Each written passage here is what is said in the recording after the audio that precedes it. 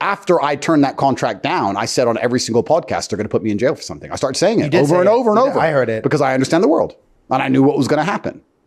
And what's going to happen at the end of this imaginary case I'm charged with, I don't know. Maybe I'll go to jail for 20 years. Maybe. But my sanity is not for sale.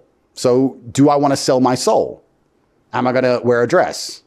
Am I going to... Have you ever worn a dress? Of course not. I'm not going to do anything stupid for the idea of my own safety. Let me ask you this, is like... the question I want to ask you, sir, is if you were in my position, what would you do? And I want you to tell the truth. Would you have taken that money and would you have certain ideas? Because you're the kind of guy who just assaults people on the internet and you don't even think, you don't operate from a frame of honor. Yeah. So I'm asking genuinely. But let me say this to you. Would you take the money and just sell your soul? So the answer is no, you're not going to believe it. I don't have $55 million. I don't have a couple, to be honest. But you know this. You understand how crypto works. I don't care about crypto. I'm asking about your soul, your honor as a man. I'm going to tell you. I'm going to give you an example. Big money moves in crypto from a lot of people that don't deserve it. If you have influence in crypto, you know this. You make a tweet, hundreds of millions of dollars get thrown around instantly, right? Money moves. So you can assume that any person that has any sphere of influence is offered like very large deals to do things that probably are not morally or ethically correct. But like, who cares? You can get away with it. Yeah. I have sort of, you don't know me very well. You know me now. We're forming a relationship. You said friend when I hand you the coffee. Have sort of had like a one non-negotiable, which is my beliefs, my values, and my ethics. And I sort of think that if you do it the right way, I've turned down, I'll be honest with you, we could pull up my bank statement. I don't have $1 million right now. I've been offered millions for many deals that I decided were incorrect, I shouldn't take.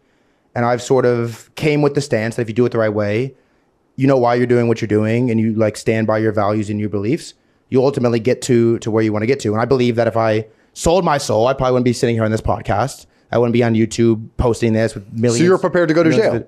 I believe I would rather go to jail than sell my soul to something. Because it's like at what cost?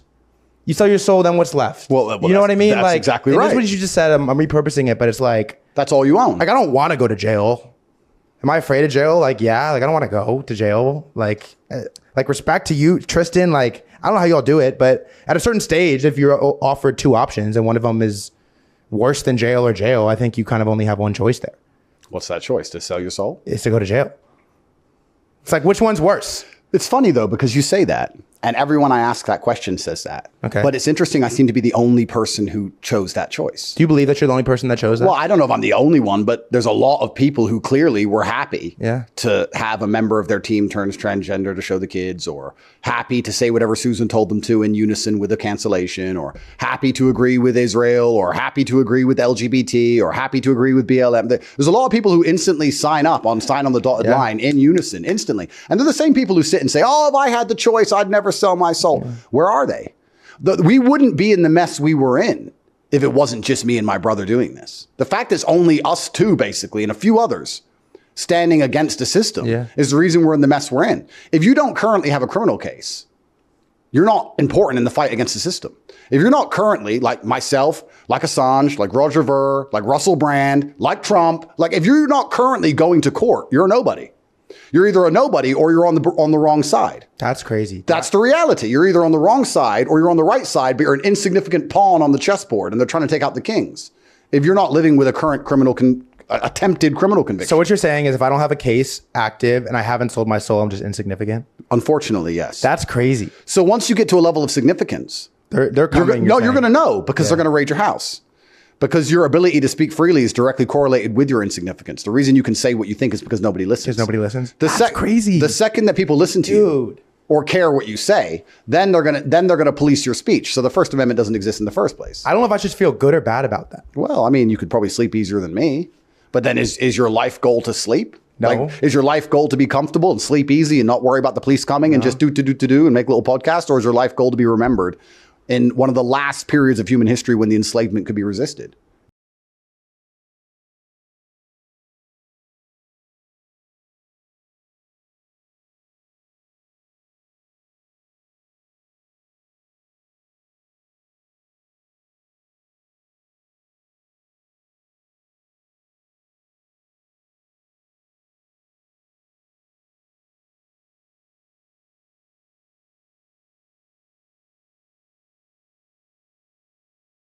what it is how he probably knew that he was going to die is because the connections were adding up, or like because of his situation, his surrounding point of view, right?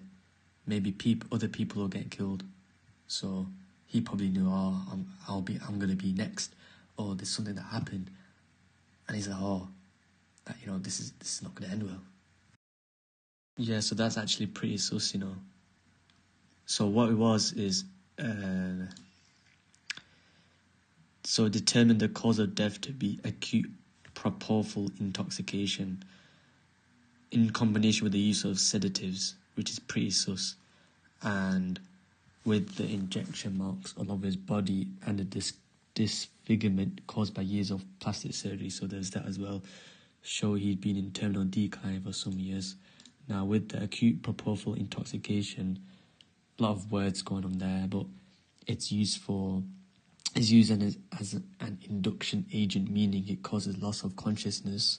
So that is really sus, as a general anesthetic in major surgery. So they use that for like anesthesia or whatever have you in it. They also used in lower doses for conscious sedation. Conscious sedation, I think, is a drug-induced depression of consciousness during which the patient responds purposely to whoa. Did not even, whoa. This is so sus. This is so sus.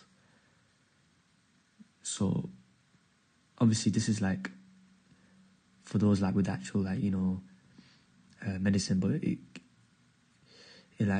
helps you relax, but it helps reduce anxiety, discomfort and pain. But this is like for like certain procedures. I don't think this was the case with him, right? But what really like highlights is responds purposely to verbal commands, either alone or accompanied by light tactile stimulation. That's very, very sus in what they did. No idea what was happening, but probably they wanted answers from him, or maybe to tell him to say certain things so that the press or whatever have you can say, oh, actually this happened, so it's a fake. So like something like obviously sus, you know? Very, very sus. And with the Illuminati and stuff like that, you're saying it's real. I'm thinking, you know, the elites and stuff like that, yeah, that's a real thing as well.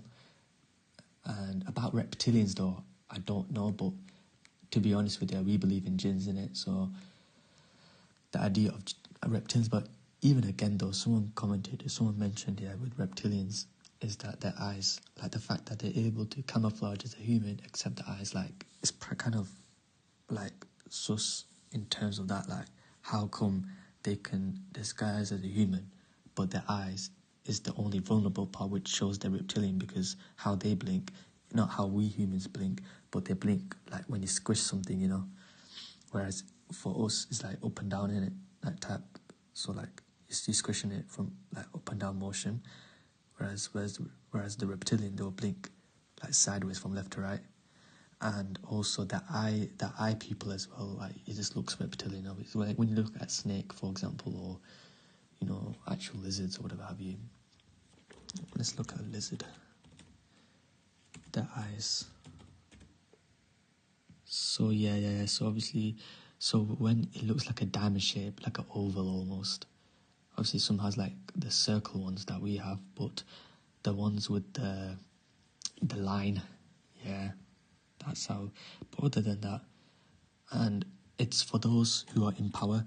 Now, I just watched. I'm in the middle of watching episode 3 of what's it called? The Secret Invasion, right? And it's where these aliens, yeah, aka these Skrulls, and they can shapeshift into a human, except obviously when they die, then they show how you know what they look like. They can shapeshift and stuff like that, and it's usually to gain power and stuff like that.